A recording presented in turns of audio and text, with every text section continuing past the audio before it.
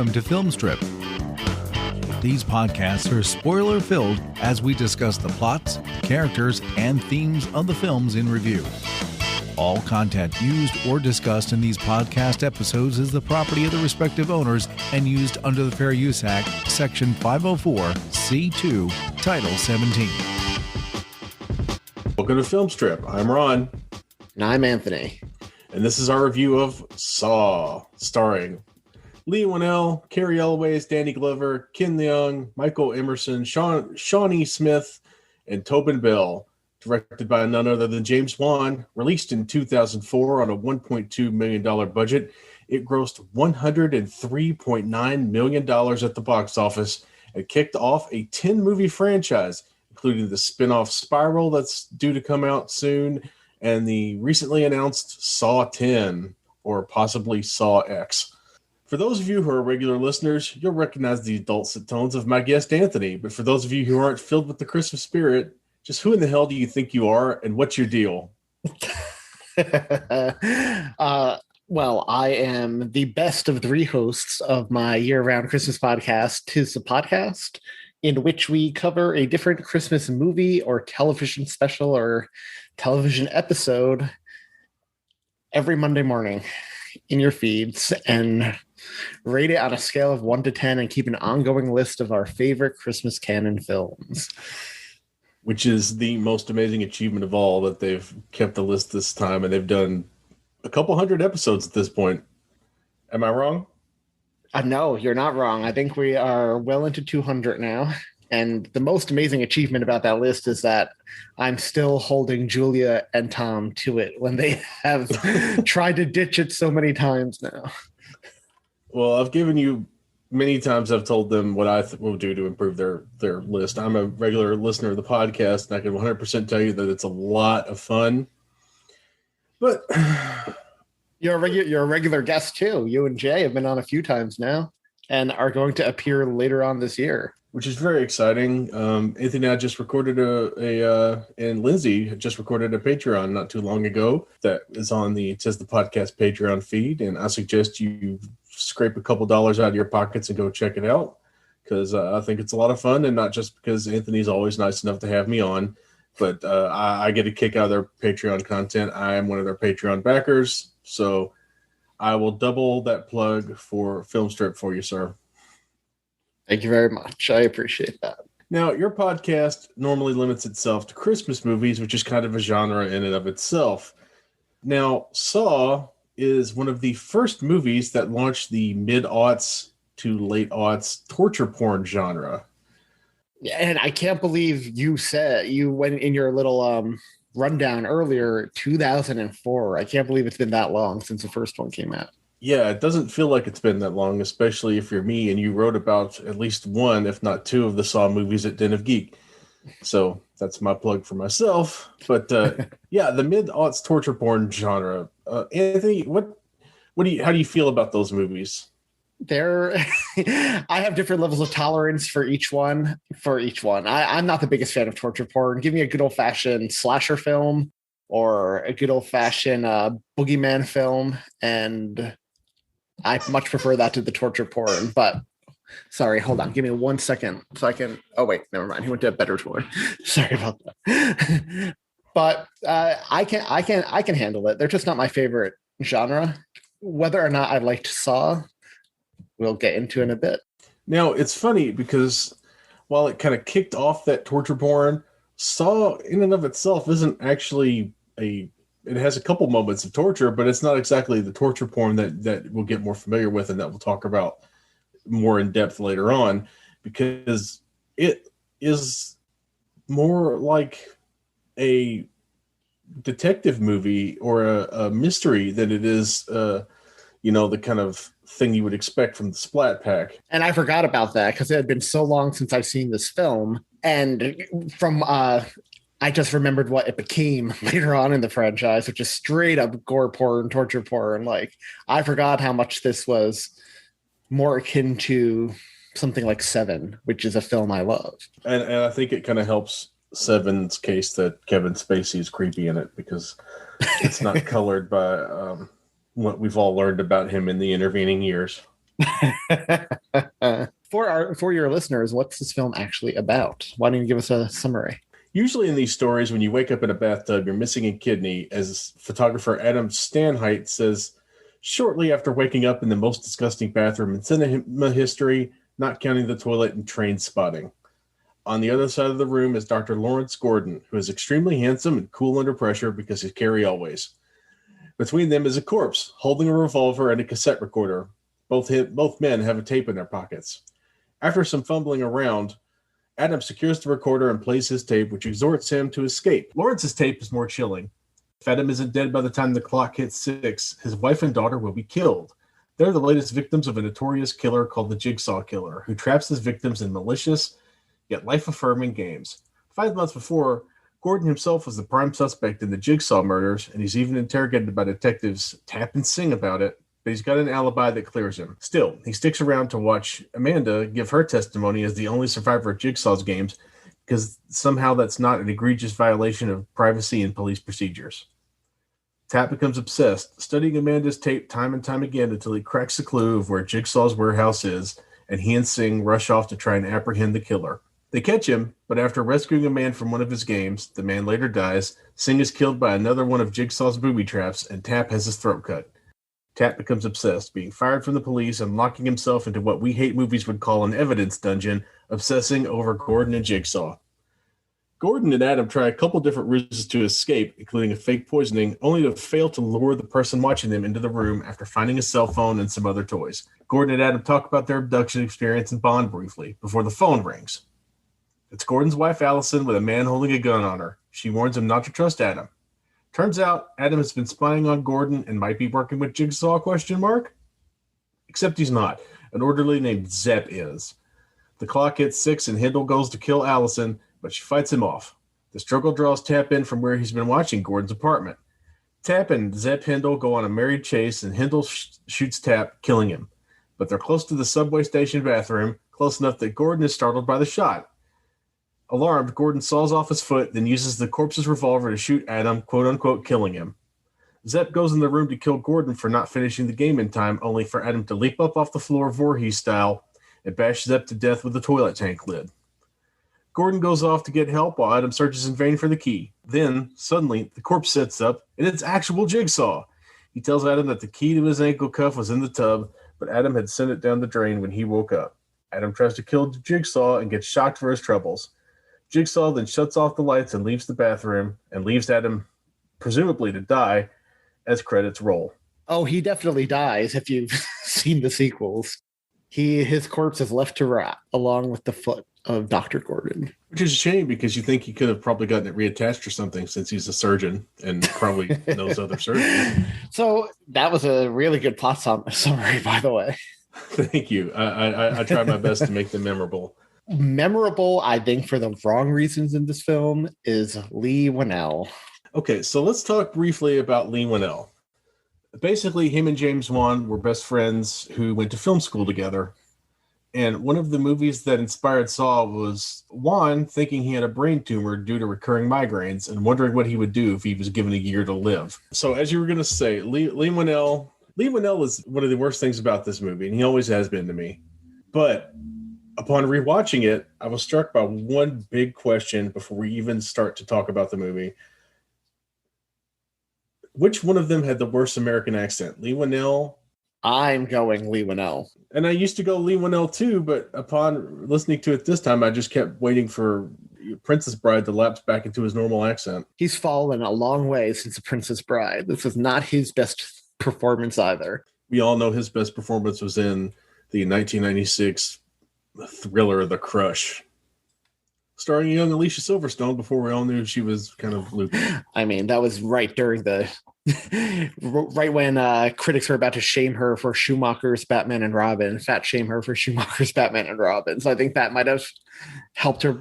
Oh, that was well after this. This was when she was fresh out of the Aerosmith videos. This was when she was young. She was only 18 here, not the 22 she would be when they started fat shaming her. It is very sad. Because, yeah, I think that definitely anyway. All right, so what would you do if you were given a short time? I don't think my first thought, like James Wan's apparently was to make other people appreciate their life by putting them in traps that would, if not kill them, dismember them. I would probably quit my job, go on a spending spree, and leave those close to me saddled with debt while I got to enjoy life to the fullest in my final year. I don't know. I would travel. I honestly would travel. Lots of places I'd want to see. What about you? I don't know. Probably run up a bunch of debts so that way when I died, it went with me, and do similar things. I'd love to go back to the UK and see Scotland again, and I'd actually like to go to Ireland this time, and any number of things. But you brought up a very important point to me. You mentioned that Jigsaw's games all involve like dismemberment and or possibly murder. So does his whole deal about trying to make people appreciate life make any sense to you, given what he does? It makes sense to me happen? In a twisted sort of way. If I survived that bear trap, like if I survived with like a second to spare, I would definitely appreciate my life more. It would probably leave me in such a devastated state. I'd probably mess up a lot of my remaining life, but I would definitely appreciate the fact I was alive. They make I think it's Gordon in this film makes a really good point that Jigsaw does not actually kill one person in this film directly. That's fair. That's the Charles Manson defense. He's not killing people, but he's putting them into positions where other people basically are, because he gets Zepp Hindle pulled into his scheme. And it makes me wonder, I'm kind of jumping ahead of my notes here, but that we know why Amanda is chosen. Amanda's chosen because she's a drug addict. She doesn't appreciate her life.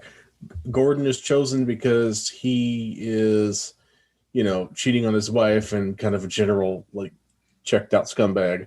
What do you think Adam and Zepp did to get roped into this? Is Adam's only crime that... I think he was a voyeur. I think that was the whole point. That Jigsaw must not like voyeurs. And Zepp, I have no clue. Zepp, though, what's his name? Michael Emerson. It just has a creepy air about him in general. Always has even on Lost. He was a big part of Lost. And he was always creepy to me. But I don't know what this guy's deal was. But I wasn't happy to see him go. I wasn't upset to see him go come the end of this film.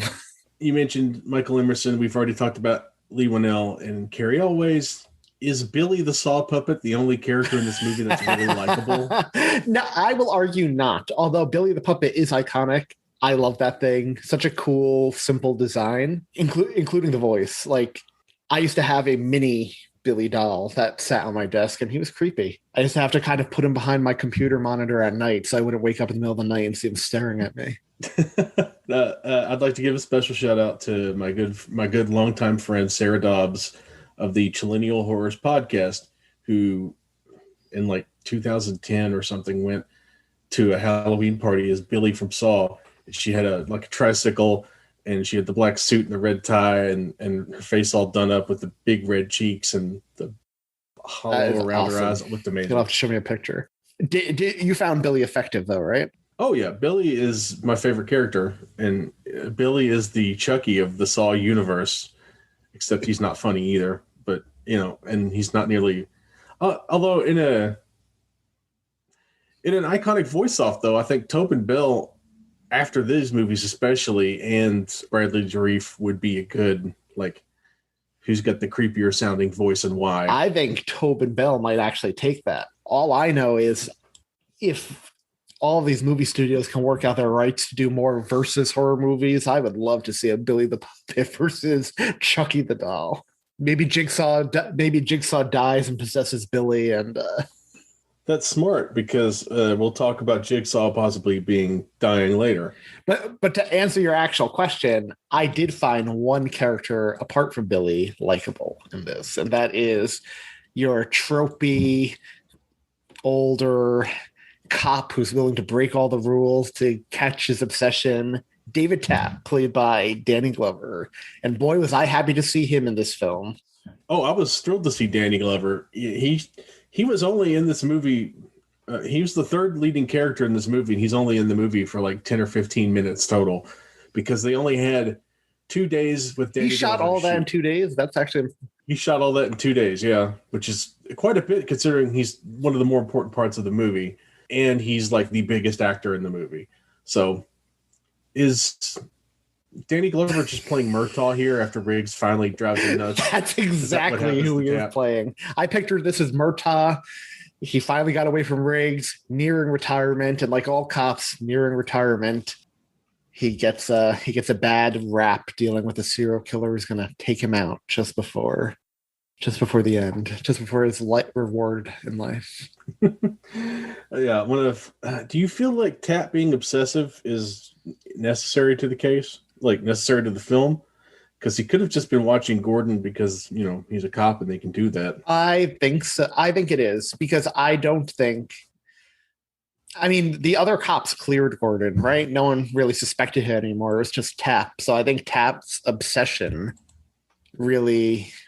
I think Tap's obsession got Adam involved and roped up in this because he had Adam following Gordon. I don't know if Adam would have necessarily been on Jigsaw's radar otherwise. Yeah, that's fair because I don't know how important Adam is, but I mean, Jigsaw somehow found Amanda and she was just a... Are you a fan of Shawnee Smith? I am. I've been a fan of her since she did The Blob, the remake of The Blob with one of the Dylans, Matt or Kevin. I can't remember which. I think Matt. She was, yeah. I've always liked her, and she was in Becker. A lot of people would know her from Becker, but I've got to mention she is currently filming a Christmas movie just because that's my deal as a podcaster. She has a 2021 Christmas movie coming out called Christmas versus the Walters. So, well, that's fun because in real life, she hates horror movies, and she wasn't going to sign on to this movie until she watched the short film that James Wan and Lee Winnell did in college, and she saw that despite the title, it was more of a suspense movie than less of a... And then she got wrapped into a million of its sequels, which became full-on splatter films. Yep. She actually was 4 months pregnant when she was doing Saw 2. Yeah, and so they had to hide that during shooting. But yeah, funny enough, the same reason that she did this movie, because she watched a short film, is the same reason why Cary Elwes signed on. They sent him the short film because he wasn't really looking to do a full-on splatter film. But when he saw what it was, he was really impressed. And the thing that got Tobin Bell to sign on is the big reveal at the end. When Jigsaw sets up, that's the main reason he signed on for it, because he was like, if they do this right, it's going to knock him dead in the aisles. They did it right. Expected. And I think they did it right. I don't know. I don't know about you. The first time I saw this, I had no idea that. Nope, neither did I. And I remember I saw this in theaters, and it was one of those reaction moments from the crowd, and I thought it was handled really well, especially with that "Hello Zep" theme that became synonymous with this franchise. That music, it was done extraordinarily well. I do wonder how much of a paycheck Tobin Bell got to lie there the whole movie and get maybe one scene in the hospital besides that. I mean, I'm sure he's made his money on the 7 or 8 or 10 other movies that are coming. But yeah, you mentioned the score, and I really kind of like the score of this film. And it's from this guy, Charlie Clouser, who used to be with 9 Inch Nails in the 90s and 2000s. He worked with Rob Zombie, who as a director is often lumped into the Splat Pack with James Wan and Neil Marshall, Rob Zombie, of course, Darren Lynn Bousman, Alexander Aja, those kind of guys who were Eli Roth especially. They're all kind of considered part of the Splat Pack because they were the sort of torture porn guys, except Neil Marshall didn't do torture porn. He did a werewolf movie where werewolves got... And I don't know if I mean, Rob Zombie does torture porn, but I would put him in a league of his own because I think with him, it's less torture porn and more he just goes to... He doesn't know how to rein himself in and just goes to extremes in all senses of the word in his film. Yeah, well, I mean, so this guy knows that kind of scene and he knows those kind of people. And Clouser's actually the guy who did the theme song for American Horror Story. You know Story. what? I can kind of tell now that you mention it. Like it has some similarities to this soundtrack. But I want to go back to something you mentioned. You've mentioned a few times now the short film that inspired this movie. Have you watched that? No, I haven't. It's I believe it's an extra on one of the Blu-rays, but I haven't actually checked it out. The DVD I've got is bare bones. It is an extra, and it's actually pretty good. For considering they were film students, I guess, at the time, it's pretty good. Well, one thing about this movie I think that works pretty well is that the general style of it, because they shot this movie for like $1.2 million. They only had one or two takes of things at most, according to Lee Wanell and James Wan. So when they went back to do the editing, they didn't have like the amount of coverage that they needed. So that's why you get the general style of this movie where there's all those cuts to security camera footage of people you can't really make out, and there's all these still images that get projected on the screen in newspaper articles that they were trying to paper over the cracks of what they couldn't afford to shoot, which is one of the reasons why this movie is basically three dudes in a room and one of them doesn't talk because they could afford to shoot that for their $1 million. How do you feel about the style of this movie, and how do you feel that like this movie is aged? Okay, so style wise, I actually really like the style. I think that shoddy slapdash style actually works in its favor, makes the whole thing a little bit unnerving. I love movies that put a lot of effort into like prop work. So like in terms of newspaper articles and stuff, they really sold the idea that this guy was terrorizing LA or wherever these guys are located. So I liked all that. As for aging, that's a different question for me because I actually felt this movie did not age as well as I remembered it. And I don't know if I think that's more expectation I had going in. I remember really liking this film, and then when I watched it this time, I was like, man, Lee Wanell really ruins a lot of this for me with his overacting. Although he did get a genuine laugh out of me when he fakes dying with the poison cigarette. Yeah, I did kind of laugh about that one too, because they're trying to get the attention of Zepp Hindle, except they think Zepp is Jigsaw. They don't know he's just someone else lured into playing this game by Jigsaw. Zepp, tap, sing. Everybody in this movie has a really weird name. Except for Gordon. It's funny you should mention that because I can't help but wonder if Lawrence Gordon, the character, is named after 80s super producer Lawrence Gordon, who did such Christmas classics as Die Hard and Die Hard 2, as well as Predator, Hellboy, I mentioned Die Hard, Boogie Nights, and shout out to Michael Scott of the 20th Century Movie Club / Dana Buckler Show / Adkins Undisputed, the most complete podcast in the world. Lawrence Gordon did one of his favorite movies and one of my favorite movies, Streets of Fire. Oh, wow. Okay. Which, have you seen Streets of Fire? I have seen Streets of Fire. I love Streets of Fire. Do you know who wrote all that music? Who? Jim Steinman. Oh, wow. The late Jim Steinman, who just passed away not too long before we record this. Yeah. So that's why the music in that movie rules. That's awesome. I did not know that. I have a question for you about this film. What did you think of the strategy here that Lawrence and Adam developed to lie to each other the whole time, give each other half-truths, etc., while locked in this bathroom? Because to me, I feel like they may have come up with a more coherent plan had they just been straight with each other every step of the way. Yeah, it takes them a long time to come around to actually telling each other the truth.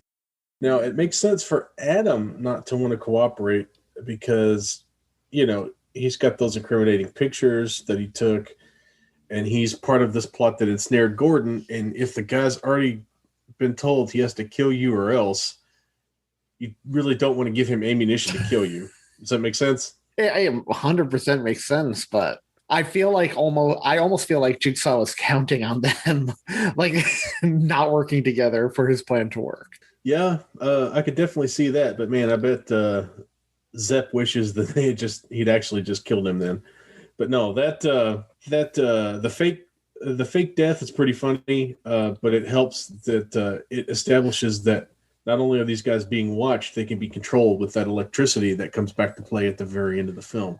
Yes, and I would almost consider both of these guys somewhat lucky, Gordon and Adam, because when you look at the other traps featured in this film, the bear trap, and then crawling through all the razor wire and things like that, I would much rather be chained in a grimy old bathroom than have to drag my body over razor wire or have my jaw reverse snapped in half that way.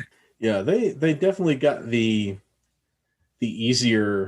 physically easier torment. It's just you lose a foot, which, if you eat enough snack cakes, you'll lose a foot anyway to the diabetes.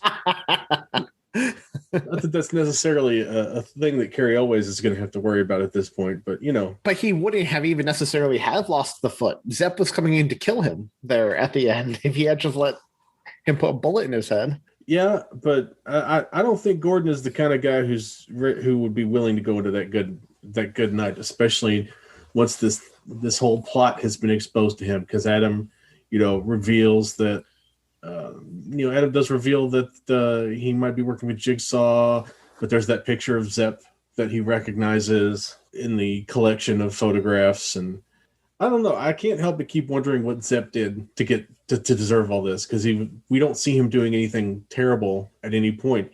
And we get the whole backstory of Adam and how he gets abducted, and Gordon and how he gets abducted, and what causes, what tangles their relationship together. But Zepp he got poisoned. That's all we know. Mm-hmm. I have another question for you. So we already are in agreement that Billy the puppet's iconic and works for us on every level. I don't know how you feel, but the pig costume, the weird dirty pig with the hair, doesn't do it for me. No, it's not nearly as effective as like the masks that they were in The Strangers or the first or the Purge movies. Those are more iconic masks.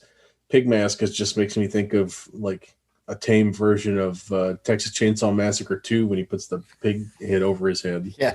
Yep. But no, that's a good question. So Gordon saws off his foot, then he uses that revolver to shoot Adam. Do you think they had planned it so he would let Adam live, or do you think Gordon is just like a really bad shot?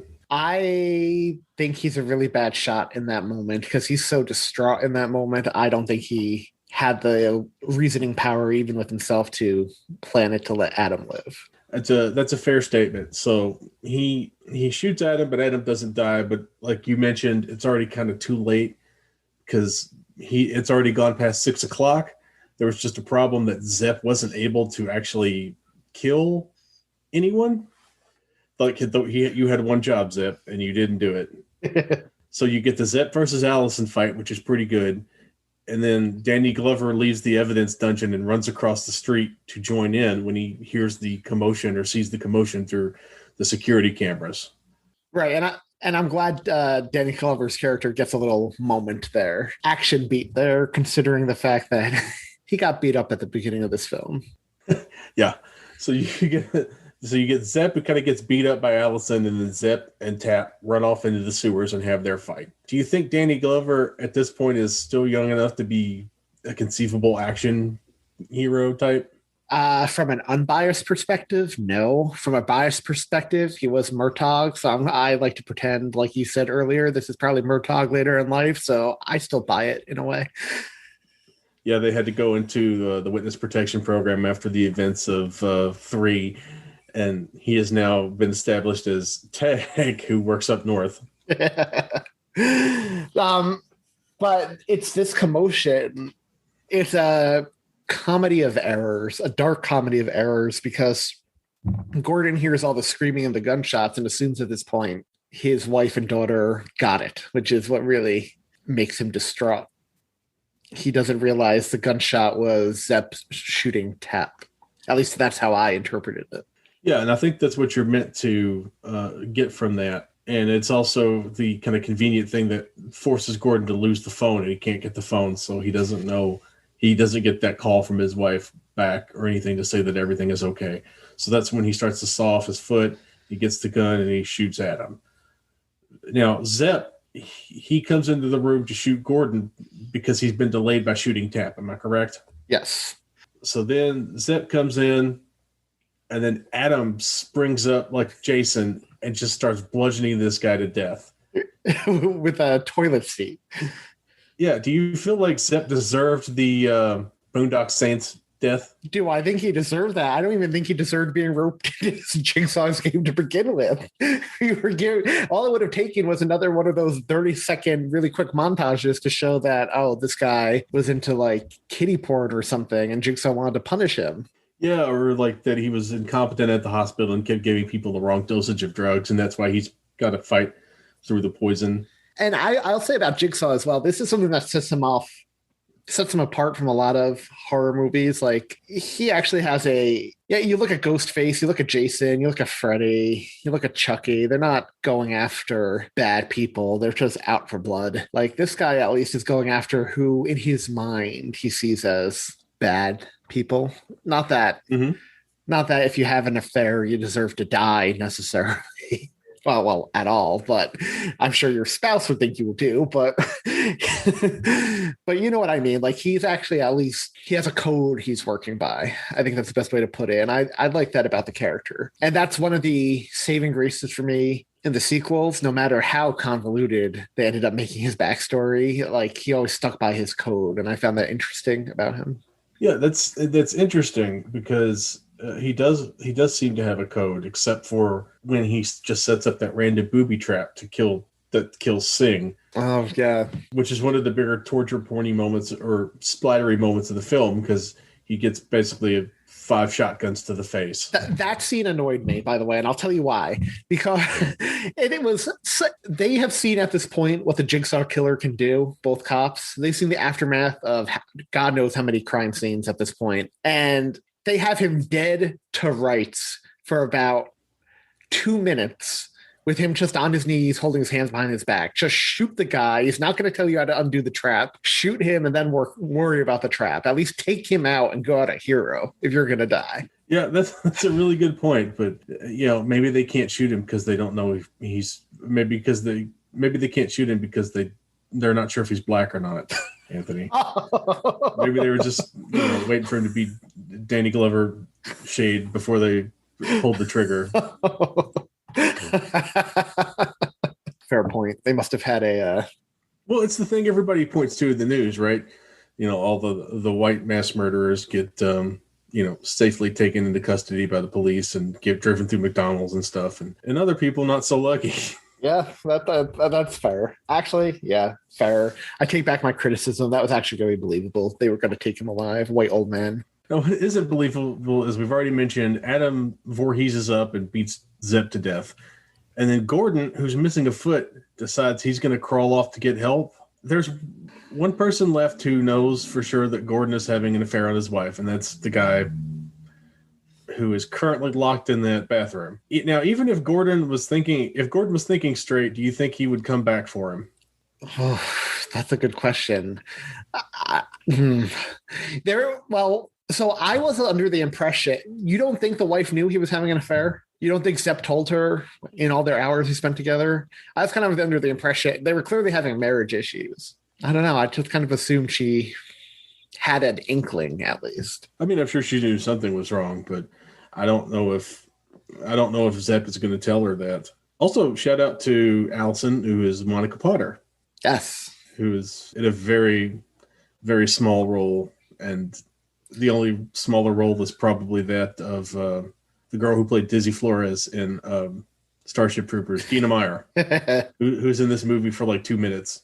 Yeah, she is. So that's another question I have for you. This movie, you're bringing up a lot of good points here, making me ask a lot of questions. I don't know if it's true that the last person to know he was having an affair was Adam, because didn't his lawyer get him to confess to the cops, and that's why he was eliminated as a suspect? Like, oh, here was his alibi. He was at a hotel room sleeping with his assistant. That's a very good point. So what you're saying is Gordon also has the potential. He has the motive to kill all these people. So maybe he's working in concert with Jigsaw. Yeah, there you go.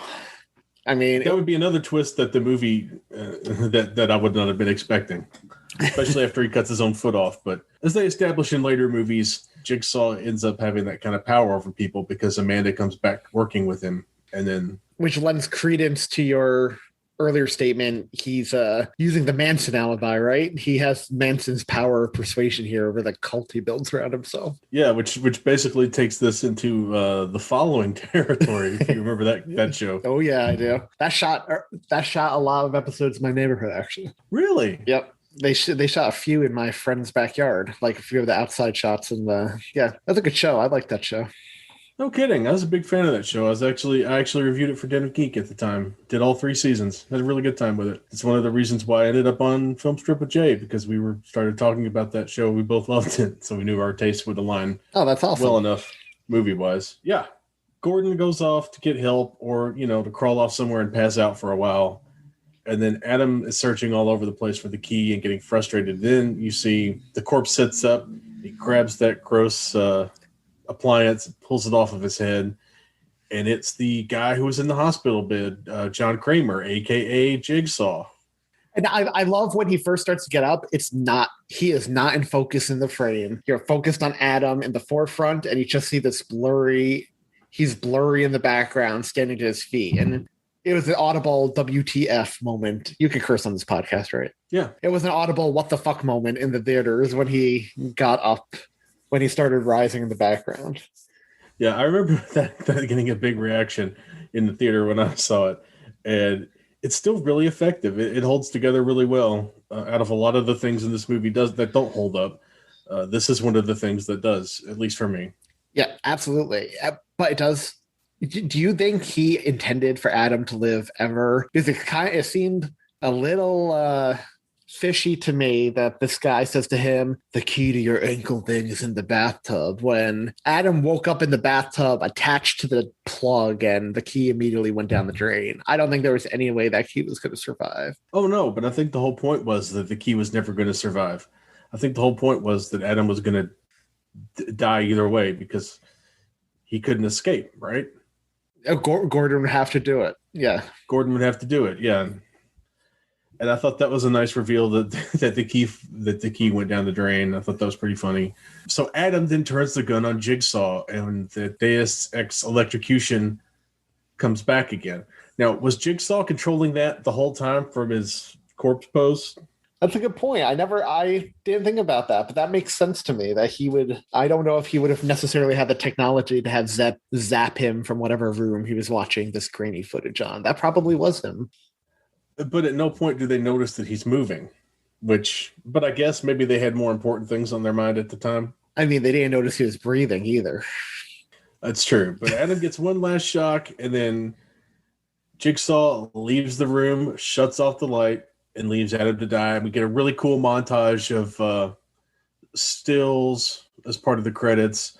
And that's one of my favorite things about this movie is that it does have a pretty good style, I think. You're forgetting when the iconic line as he's leaving Adam to die, he says, "Game over," and slams the door shut.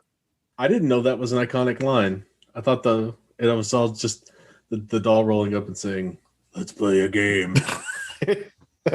I associate both lines of these movies because I think both are said in like every one. But I like the style of this movie too. I really liked this whole bathroom set. Watching it on my TV at home, it felt claustrophobic. And the whole time I was thinking to myself, man, it would be awful being chained in such a dirty, grimy bathroom that looked like it smelled. And they just got dirtier and dirtier as the movie went on. Like, it did a good job making that alone look like psychological torture. Yeah, it definitely was grimy, and I can't help but think of the bathroom from the subway station in The Warriors and how this looks like a disused New York City subway bathroom. I was about to say, I'm used to bathrooms like this. I live close enough to the city. I've been in a few.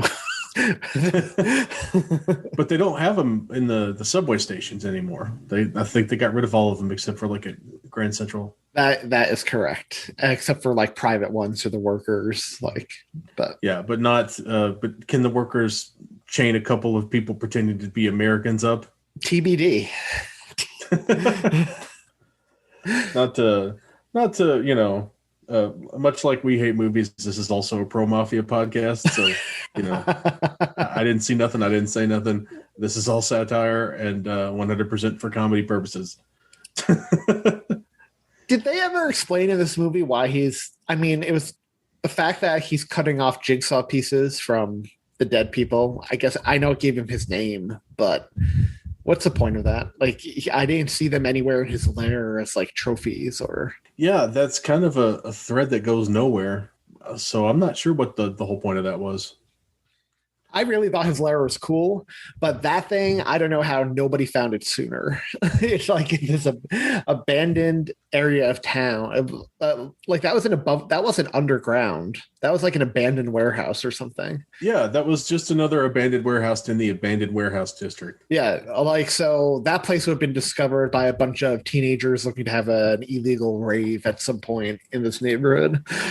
Yeah, or those dudes who do that urban exploration where they break into old buildings and creep around. And yeah, we've got Discovery Channel going for their haunted series. Yeah, Zach Bagans and the Ghost Adventures crew is just going to storm in.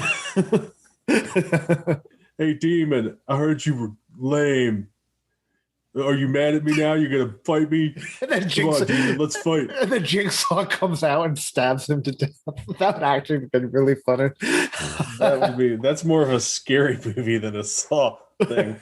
Though I'm surprised if Scary Movie like 8 didn't do that one. But yeah, that's a good question about Jigsaw, and I don't even remember if they talk about that later in the movies, except maybe he wasn't the one cutting the jigsaw pieces out, and it was one of his helpers, and I've just forgotten it. I don't know, because for as many people as he gets to fall under his culty spell, a lot of them do not have the same code he has later on in the films, which just pisses him off to no end repeatedly. You know, if it keeps happening, maybe you should try a different, resume builder service. But yeah, so Jigsaw has his code, and one of the things we do here on Film Strip is we have our final thoughts, our recommendations, and our popcorn ratings. We're just going to go ahead and get into it now because I think we've about talked all of Saw out. But Anthony, because you are the guest, what are your final thoughts and what's your popcorn rating? My final thoughts, kind of like The Sixth Sense and other films that are kind of had this big twist at the end. I feel like a lot of it, your enjoyment level is going to come based on how much the twist works for you. This twist really worked for me. The twist with Jigsaw at the end. And unlike The Sixth Sense, it still works for me in repeated viewings. Now, I haven't seen it in a while, so that's why it works so well for me. But this film is good. It seemed a little dated. Lee Winnell was a bit iffy, but I would recommend it. I would at least once, even if you're not a fan of gore porn. Like you said earlier, you made a really good point. This one is not as gory, nowhere near as gory to watch as many of its sequels. This one looks nothing like a lot of its sequels. I would really recommend watching it at least once if you're a fan of horror, or even not horror, but thrillers, because again, I think this is more of a thriller comparable to Seven. Not saying it's up to Seven's quality, but that's just a film it reminded me of for some reason while watching it. The plot. So I'm going to give this a large popcorn. I really enjoyed it. What about you, Ron? You make some good points. It is kind of dated, but it's not as bad as you think it's going to be in terms of splatter. And it's not as bad as I remember it being the first time I watched it, the first several times I watched it. Like you, it's been a few years since I've gotten around to checking it out again. And I have to say that I liked it much more this time than I did the last time. Lee Winnell's accent makes Carrie Elway's accent sound good. And that is meant to be a slight onto both of them because they both have terrible accents. Danny Glover is very sweaty in his part. He just looks glistening, but they only had him for 2 days, so he probably really was running around breaking a sweat between setups. You know, this movie has a lot more interesting people in it than I think I'd been expecting. It's always nice to see Shawnee Smith, and I know she comes back in a bigger way later in the series, but it's nice to see her, so it's a really enjoyable cast. It's not the greatest performance in the world, but you'll have some fun with Lee Winnell, and you'll have some fun imitating Carrie Elways, and that's always a good time.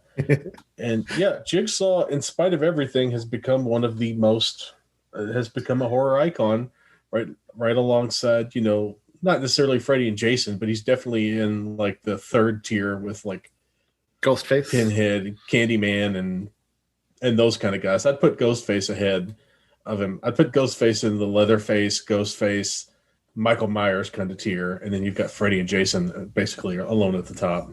That's fair. And then you've got like your Leprechaun in there somewhere, your Chucky's in there somewhere. 2 questions, because you just mentioned Leprechaun. Did you see they're coming out with a Vampire Leprechaun movie? I read this today on, was it IGN or IO9? One of those. Gizmodo. I have not heard about that, and I hate that you mentioned it because now I'm probably going to have to watch it. And yeah, they put out an open invitation for Warwick Davis to return. They said he's not attached, but if he wants to come back, sure, he can come back. I mean, why not? What's he got going on? And secondly, do you think Jigsaw, you said he has become one of these iconic villains, and I completely agree, but do you think he would have become as iconic if he didn't have Billy the Puppet? Because a lot of the ones, of course not. I agree. It's 100% Billy the Puppet plus Tobin Bell's voice. I think even without Tobin Bell's great voice, Billy the Puppet only can get you about 70% of the way there. Yep. And I think the Tobin Bell delivering the "Hello, Amanda," very sparse, very threat-laden dialogue of Lee Winnell and Darren Lynn Bousman and other people later on. I think that's he's the thing that makes he's the presence that kind of holds this movie together, even though he's retroactively important. And I think without him setting up in that final scene, you don't have this franchise. And I definitely don't think this movie works as well as if it's a traditional setup. So, yeah, maybe I was in a better mood. Who knows? But I'm going to go with a nice medium popcorn with extra butter. Or rather, I should say a medium popcorn with cheese, because this is a pretty cheesy film with some pretty cheesy performances and a very cheesy American accent that goes back around and becomes funny again. So I will do a medium popcorn with extra cheese. And I just want to clarify with my large popcorn. It's the large popcorn that's maybe like the kind you get first showing in the morning, the stale-ish popcorn from overnight, but it's still really enjoyable. The popcorn they tell you that's not stale, but it actually is. Yeah. 100%. I would love to in the future cover the sequels with you at some point. And when they ultimately do, Annabelle versus Billy versus Chucky, I am down for that film. I would love to see Annabelle versus Billy versus Robert the Doll. Since Robert the Doll is technically real and Annabelle is also technically real, in quotation marks. Yes. But for more about my thoughts on the warrants, listen to the special Conjuring and Conjuring 2 and Conjuring Verse episode we did for the Tis the Podcast Patreon. Speaking of your Patreon, Anthony, this is the portion of the show where you get to plug whatever it is that you're interested in plugging. Check out Tis a podcast determined to keep the Christmas spirit alive 365 days per year by covering different Christmas movies, television specials, and TV episodes. You can find us by searching Tis a Podcast wherever you get your podcasts, or you can go to www.tisapodcast.com. And like Ron said, we also have a Patreon in which you can get bonus content, bonus episodes, not necessarily related to Christmas. It's a lot of fun. It's a really cool community. It may be Christmas focused, but lots of non-Christmas talk as well. And yeah, we drop a new episode every Monday. For all 2021, we are dropping an episode every Thursday in which a different podcast host or listener of our show reads a chapter of a book I wrote. And Ron has lent his voice to a chapter. Jay will be lending his voice to a chapter later on this year. So pretty cool. Check it out. Yeah, and getting to participate that, Anthony, was a lot of fun and a good time for me, and I'm grateful that you gave me the invitation to try out my best New York accent for you. I appreciate you doing it. And I appreciate the support and everything, sharing that book and everything. It means a lot. So thank you. Yeah, it definitely wasn't the most stereotypical thing you've ever heard, and it definitely wasn't more offensive to the city of New York than than anything I could think of. I made a genuine effort to tone it down on my second go through, because originally the mother especially was a lot more everybody loves Raymond. Hey, it had me laughing. People liked it. A Facebook group, a lot of people have commented they really enjoyed your accent straight out of Central Casting, somebody said. So yes, straight out of the Bellevue. And yeah, like I said, Patreon, check it out. Ron and Lindsay were both in the recent Conjuring episode. Ron and Jay did Godzilla versus Kong with us there. You'll hear their voices. I'm sure I'll rope Ron into doing some more stuff this year on Patreon as well. And speaking of Patreon exclusives, if you are not familiar with the Creepy Cove Community Church, it is a podcast by a horror fanatic / real life Baptist minister, Peter Laws. Each show is basically a church service from this town of Creepy Cove, where all the horror movie characters live and all the horror movies exist. And he'll cut in real clips of, for example, I was recently on a special Patreon episode that tied back to a recent thing he did involving Michael Myers, where I play a security guard and Michael Myers kills me, or at least tears my arm off and leaves me bloody and dismembered in the church graveyard, because he was part of his community outreach was to work for the church. And they said, oh yeah, we'll keep an eye on him. And then, clearly terrible things happen because I get mangled. That is amazing. I presumably die, but that actually was a special feature on the Creepy Cove Community Church Patreon. And I recommend just checking the podcast out. I was a fan of his previous podcast, The Flicks That Church Forgot.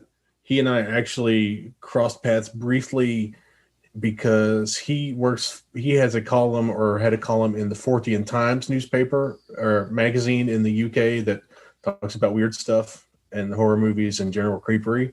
And I was in one of their sister magazines, Micro Mart. I did a couple features for Micro Mart when Simon Brew was the editor and when that magazine was around.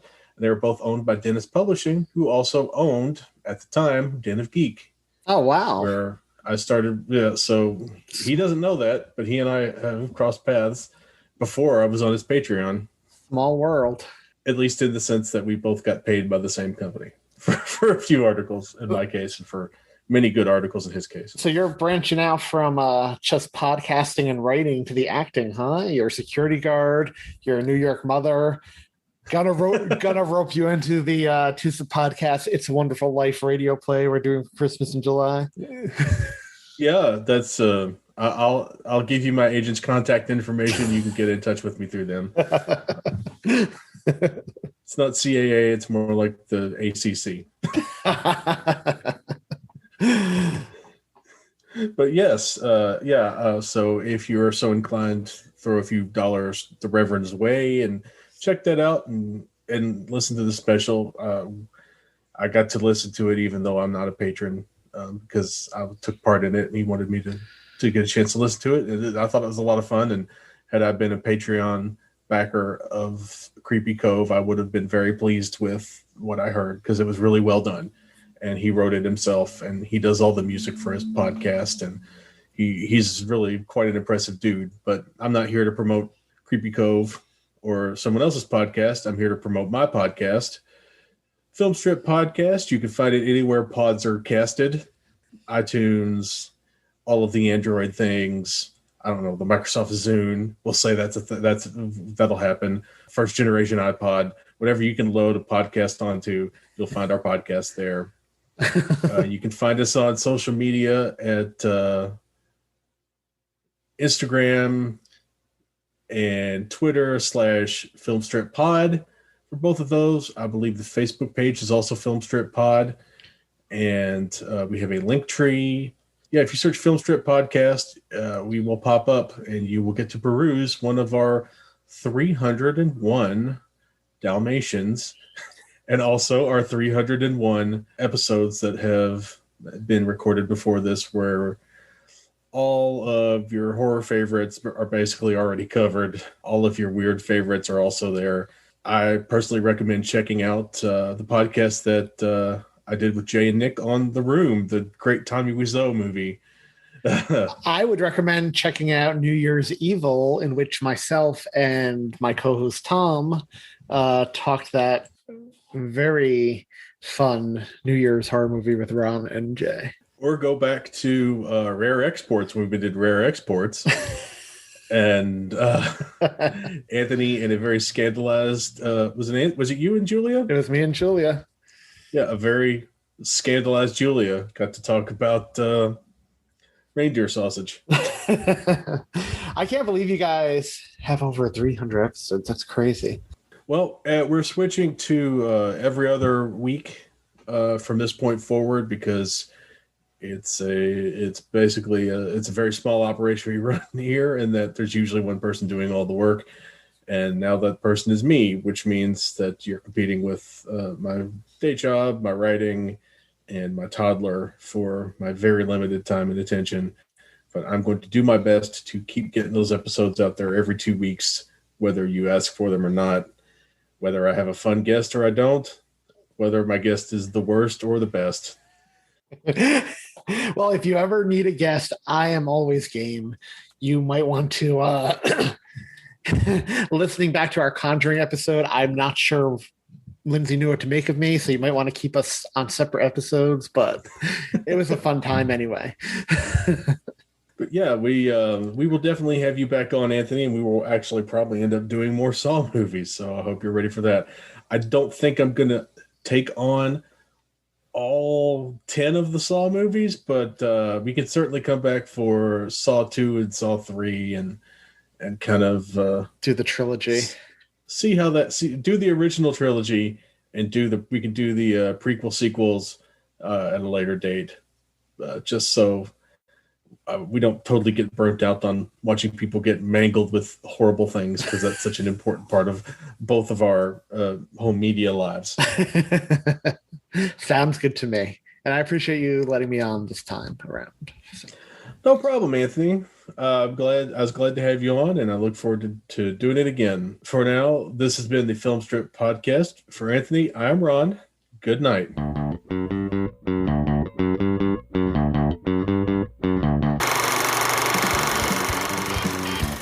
Thank you for listening to Film Strip. You can find more episodes on our website, filmstrippodcast.com. The Film Strip theme music is produced and performed by Frozen Lake 121. All content used or discussed in these podcast episodes is the property of the respective owners and used under the Fair Use Act, Section 504, C2, Title 17.